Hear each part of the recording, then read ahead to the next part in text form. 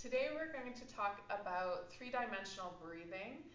This is the foundation of everything that we do, whether it's in our day-to-day, our strength training, or our running. If we want good running economy and efficiency, that comes from the breath. So being able to expand three-dimensionally and get breath through all of our trunk to help stabilize our core, but then also that exchange of air and oxygen as well. So we want to be able to create that efficiency so that we can run further, longer, and tolerate more intensity with both our lungs and our body. So we're going to go through diaphragmatic breathing today, and we'll do it in two positions on our backs where we can really get some feedback from the floor, and then we'll go into a seated position which will translate a little bit better into your running position. So we are going to start on our backs, and I want you to use a chair or a bench, something firm that allows your shins to be parallel or above parallel to the ground. This is going to put us in a supported, what we call 3-month position. I want your knees to be closer to your chest than your hips, so just above your hip creases, and then those shins supported. We want our knees to be slightly wider than our hips, and our feet about a foot width apart, so not touching. Then from here, we're going to work on our trunk position. So I want you to tuck your chin towards your throat, nice and long in the back of the neck, so there's no wrinkles. If this position's hard for you, you can fold a towel and place that under your head. And then the key here is our rib and trunk position. And if this isn't a good position, then we get that three-dimensional breathing quite easily. So if we're overextended, we're compressed through our low back, and we're not going to be able to expand through our low back. So we want to find a canister position. So if we imagine our rib cage as a bowl on its side and our pelvis as a bowl on its side, we want those to be stacked. So we're gently going to knit our ribs down, and then I want you to think about your pelvis as a bowl, and you're tucking that bowl up towards your rib cage. So I like to imagine a belt buckle, and I'm pointing that up towards my rib cage. In this position, I make contact with the floor with my low back. Okay, so we find the position first, head and neck nice and long, little chin tuck, ribs slightly knit down, pelvis tucked under, so belt buckle to the rib cage. It's flat against the floor. Knees are slightly above the hip crease. Shins are parallel or above to the floor. And then I'm going to take my hands and I'm going to place them on my side like I'm Wonder Woman. So my thumbs are on my low back. My sides are in the web of my hand, and then my fingers are going to be in the front of my abdomen, maybe even on the inside of your pelvic bones right here. This is just going to give some feedback for your breathing, so you can feel that expansion. So we're going to inhale through our nose and exhale through our nose. And the nose breath creates a little bit more resistance, which will be important as we go through some more core-based exercises. So I'm going to inhale through my nose, and I want to see if I can expand through all 4 sides. So from the front, the side, and the back as I inhale. And then exhale again through the nose.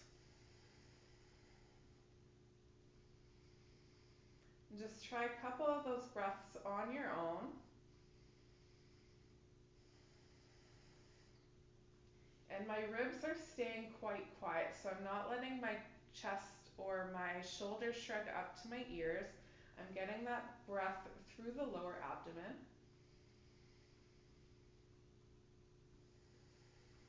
Getting that expansion. Maybe I feel a little bit more pressure in my low back against the floor. Maybe my hands are widening as I expand through my sides. And maybe I'm feeling a little bit more pressure into my fingertips as I expand through the front. once you feel like you got that, we're going to work on a little bit more expansion through those lower ribs. And we want to expand out versus up. So I'm going to place my hands on my lower ribs, and as I breathe in through my nose, I'm going to try and expand those ribs into my hands. Again, through the sides, through the front, and through the back.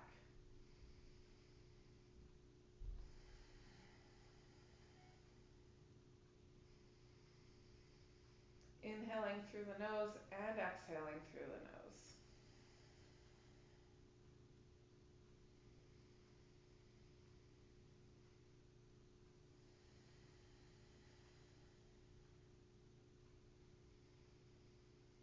This is a great position to work on your breathing with that feedback of the floor, and it will also translate into some of the core work we'll be doing later on in the series.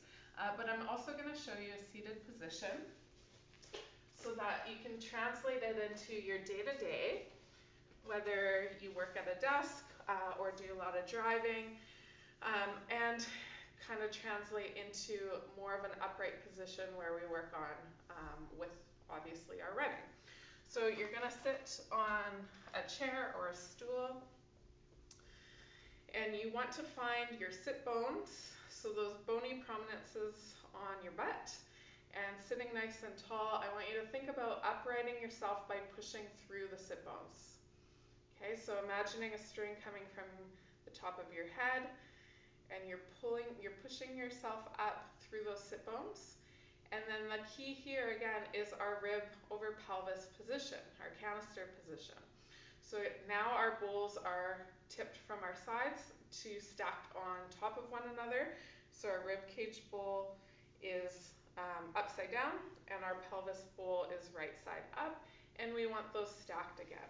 So if you look from the side here, if my ribs are flared out, or what we call our scissors position, then we're not going to be able to expand through our low back.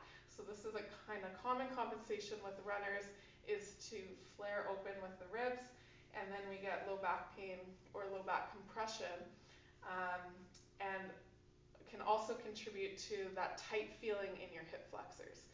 So we want to find that rib over pelvis position where we're nice and stacked. So ribs over pelvis. And again, thinking about that belt buckle, pointing it up towards the rib cage, so we got that nice elongation through our low back. And then from here we can work, again, finding that Wonder Woman position. So with our hands, so we can find that we can get that feedback through all three dimensions. And again, inhaling through the nose, exhaling through the nose, trying to expand through all four sides each breath.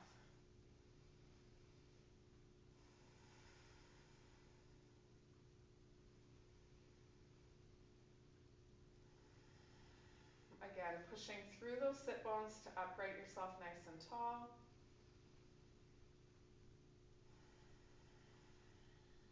And working on expanding into those hands.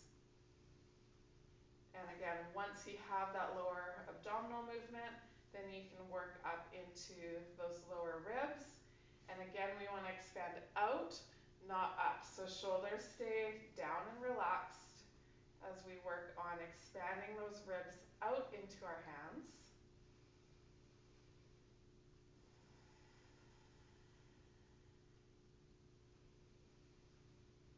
Inhale through the nose, exhale through the nose.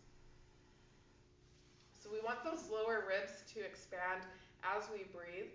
If we are compressed or we're not getting that expansion through the ribs, it's going to compress through the lungs as well. So we want that lower rib cage to expand out to not only improve our diaphragm function, but our lung function as well. So this, again, is the foundation of everything that we're going to do throughout these series. And we'll transfer into all those exercises as well as eventually into your breathing. Don't worry too much about the three-dimensional breathing and translating it into your running right away. As it's a new skill for most of us, we want to practice in these controlled positions where we're able to focus on the positioning And then over time, we'll start integrating it into other movements and then eventually into your running to improve that economy and efficiency.